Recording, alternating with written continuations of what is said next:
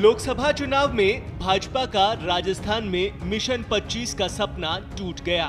पिछले 2 चुनाव में एक तरफा जीत पाने वाली पार्टी विद डिफरेंस को यहां कुल 25 में से सिर्फ 14 सीटों पर ही जीत नसीब हो सकी।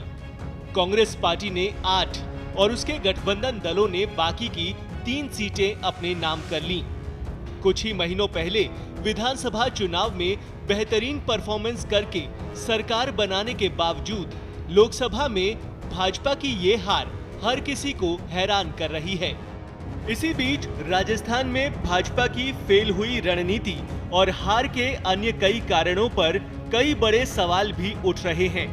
जाहिर है, सत्ता के साथ साथ आक्रामक संगठन होने के बाद भी मनमाफिक परिणाम नहीं मिलने से प्रदेश से लेकर आलाकमान तक मंथन भी होगा और उसकी गाज भी किसी न किसी के सिर पर फूटेगी ही सही।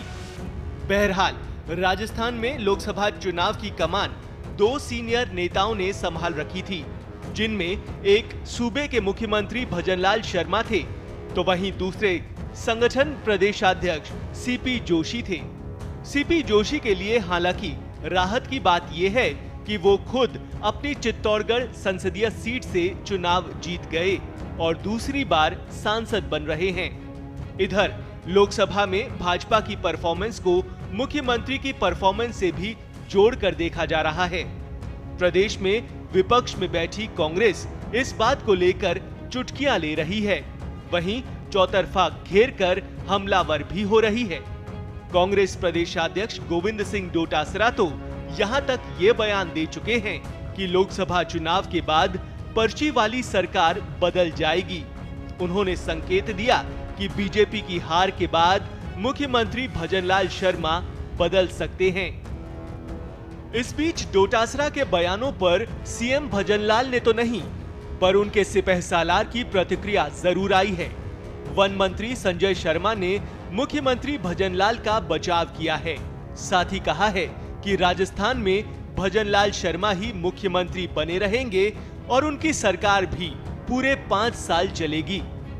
वन मंत्री संजय शर्मा ने कहा कि लोकसभा चुनाव के परिणाम से राजस्थान की सरकार पर कोई असर नहीं पड़ने वाला है।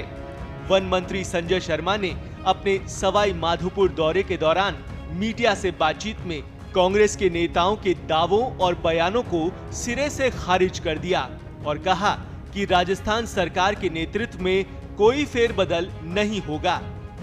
वहीं मीडिया ने जब उनसे पूछा कि मुख्यमंत्री भजनलाल शर्मा के गृह जिले की भरतपुर सीट पर भी बीजेपी की हार हुई है, इस पर वन मंत्री ने कहा कि भरतपुर लोकसभा सीट पर हार के लिए मुख्यमंत्री भजनलाल शर्मा दोषी नहीं है, क्योंकि सीएम तो सांगानेर से विधायक हैं और जयपुर से बीजेपी ने दोनों सीटों पर जीत हासिल की है।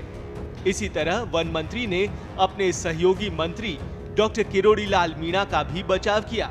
उन्होंने कहा कि किरोड़ी लाल के क्षेत्र में भाजपा प्रत्याशी की हार में उनका कोई दोष नहीं है। बहरहाल, बीजेपी और कांग्रेस के बीच इस वार पलटवार के बीच सभी की नजरें भाजपा आलाकमान पर टिकी हुई हैं। क्या उम्मीदों से कमजोर रहे चुनाव परिणाम को लेकर किसी तरह का एक्शन लिया जाता है, देखना दिलचस्प रहेगा।